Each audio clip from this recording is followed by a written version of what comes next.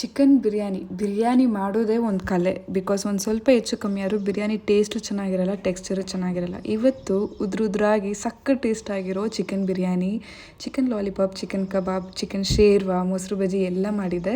So one by one ಒಂದೊಂದು ವೀಡಿಯೋನು share ಮಾಡಿದ್ದೀನಿ. ಇವತ್ತು ಬಿರಿಯಾನಿ ಹೇಗೆ ಮಾಡೋದನ್ನ ಹೇಳ್ಕೊಡ್ತೀನಿ. ಈ ಬಿರಿಯಾನಿ ತಮಿಳ್ನಾಡಲ್ಲಿ ಒಂದು ಶೋಲ್ ಒಬ್ಬರು ಶೇರ್ ಮಾಡಿದ ರೆಸಿಪಿ. ಸೊ ಅವ್ರು ಹೇಳಿದ್ನ ಹಾಗೆ ಫಾಲೋ ಮಾಡಿದ್ದೀನಿ. ಸೊ ನಿಮಗೂ ಹೇಳ್ಕೊಡ್ತೀನಿ. ಫಸ್ಟು ಪಾತ್ರನ ಸಿಕ್ಕಾಪಟ್ಟೆ ಬಿಸಿ ಮಾಡಿ ಎಣ್ಣೆ ಹಾಕಿ ಉದ್ದು ಕಟ್ ಮಾಡಿರೋ 5 ಈರುಳ್ಳಿನ ಹಾಕಿದ್ದೀನಿ. ಇದು ಫುಲ್ಲು ಬ್ರೌನ್ ಕಲರ್ ಆಗೋವರೆಗೂ ಫ್ರೈ ಮಾಡಬೇಕು. ಆಮೇಲೆ 4 ಹಸಿಮೆಣ್ಸಿನ್ಕಾಯಿ ಹಾಕಿ ಅದೇ ರೀತಿ ಚೆನ್ನಾಗಿ ಹೊಡ್ಕೊಬೇಕು. ಅದುವರೆಗೂ ಫ್ರೈ ಮಾಡಿ ಇವಾಗ ಬ್ರೌನ್ ಫುಲ್ಲು ಈರುಳ್ಳಿ ನಮ್ಮ ಬ್ರೌನ್ ಕಲರ್ ಆದಮೇಲೆ ಒಂದು ದೊಡ್ಡ ಸ್ಪೂನಷ್ಟು ಶುಂಠಿ ಬೆಳ್ಳುಳ್ಳಿ ಪೇಸ್ಟನ್ನು ಹಾಕಿ ಫ್ರೈ ಮಾಡಿದ್ದೀನಿ.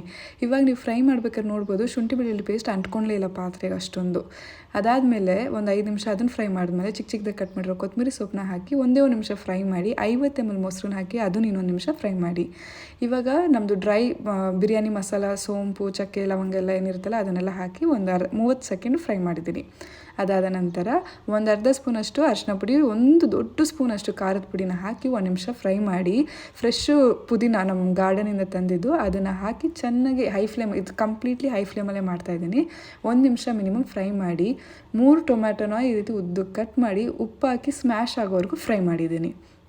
ಇವಾಗ ಇದು ಆಲ್ಮೋಸ್ಟ್ ಸ್ಮ್ಯಾಶ್ ಆದಮೇಲೆ ಅರ್ಧ kg ಚಿಕನ್ನ ಚೆನ್ನಾಗಿ ತೊಳೆದು ಅದನ್ನು ಇದಕ್ಕೆ ಹಾಕಿ ಆಲ್ಮೋಸ್ಟ್ 3/4 ಭಾಗ ಇಲ್ಲ ಅರ್ಧ ಭಾಗ ಈಗಲೇ ಬೆಂದೋಗ್ಬಿಡ್ಬೇಕು. ಒಂಚೂರು ನೀರು ಹಾಕದೆ ಫ್ರೈ ಮಾಡ್ತಾ ಇರಬೇಕು. ಸೊ ಆಲ್ಮೋಸ್ಟ್ ಒಂದು 10-12 ಮಿನಿಟ್ಸ್ ಆದಮೇಲೆ ನೋಡಿ ಸಖತ್ ಟೆಂಪ್ಟಿಂಗ್ ಆಗಿ ಗ್ರೇವಿ ಥರನೇ ರೆಡಿ ಆಗ್ತಿದೆ. ಈ ಟೈಮಲ್ಲಿ ಇವತ್ತು ಅರ್ಧ kg ಅಕ್ಕಿ ಹಾಕಿದ್ದೀನಿ. ದಟ್ ಈಸ್ ಆಲ್ಮೋಸ್ಟ್ 2 ಗ್ಲಾಸ್ ನನಗೆ. ಸೊ 4 ಗ್ಲಾಸಷ್ಟು ನೀರನ್ನು ಹಾಕಿ ಚಿಕನ್ಗೋಸ್ಕರ ಒಂದು 1/4 ಭಾಗ ಎಕ್ಸ್ಟ್ರಾ, ಜಸ್ಟ್ ಒಂದು 1/4 ಗ್ಲಾಸಷ್ಟು ಎಕ್ಸ್ಟ್ರಾ ನೀರು ಹಾಕಿ ಕುದಿಸಿದ್ದೀನಿ. ಕುದಿ ಬಂದಮೇಲೆ ಆಲ್ರೆಡಿ ಅರ್ಧ ಗಂಟೆ ಮುಂಚೆ ನೆನೆಸಿಕ್ಕಿರೋ ಅಕ್ಕಿನ ಹಾಕಿ ಅದು ಇನ್ನೊಂದು ಸ್ವಲ್ಪ ಕುದಿ ಬರಬೇಕಾದ್ರೆ ಕುಕ್ಕರ್ನ ಕ್ಲೋಸ್ ಮಾಡಿ ನಾಸಲಿಂದ ವಿಷಿಲ್ ಜೋರಾಗಿ ಬರಬೇಕಾದ್ರೆ ವಿಷಲ್ನ ಹಾಕಿ ಲೋ ಫ್ಲೇಮಲ್ಲಿ 15 ಮಿನಿಟ್ಸ್ ಬೇಯಿಸಿದ್ರೆ ಸಾಕು. ವಿಷಲೆಲ್ಲ ಫ್ರೀ ಆದಮೇಲೆ ಉದ್ರಾಗಿರೋ ಸಖತ್ ಟೇಸ್ಟ್ ಆಗಿರೋ ಒಂದು ಬಿರಿಯಾನಿ ರೆಡಿ ಮಾಡಿದೆ.